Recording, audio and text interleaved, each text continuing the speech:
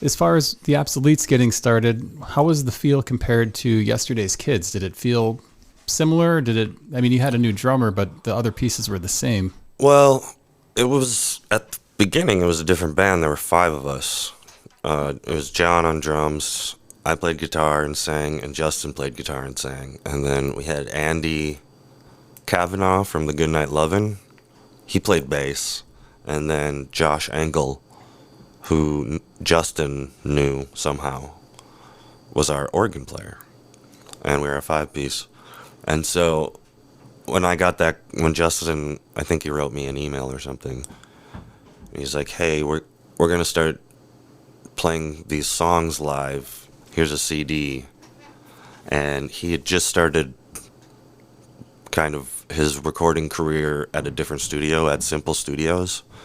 And so he was recording a lot of his own demos. And he would just have friends or whoever he was recording add drums or whatever. And then he had this pedal steel guy come in and play on every song. And it gave it this like country feel. And John Phillip was the one that talked Justin into like playing the songs live and starting a band. And so they gave me the CD, and it's like this fully produced demo of songs to learn. And I was like, okay, we're going country. And that was kind of the direction, but we didn't have a direction. We just kind of did whatever we wanted. And then the same thing happened with our record. We got this really awesome pedal steel player, and we're just like, play on as much as you can because you are so good.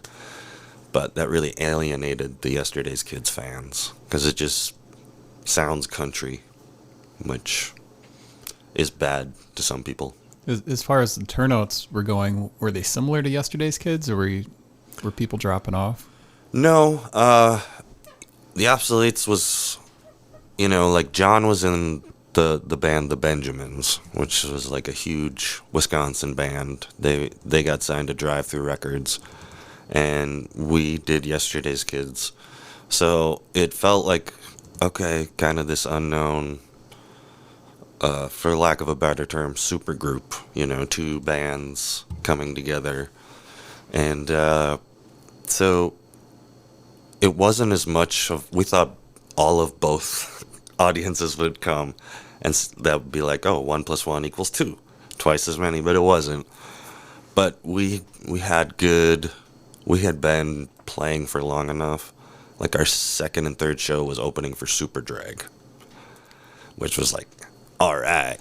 We played, Summerfest, so we got up to some big shows, but the one tour we did was pretty brutal.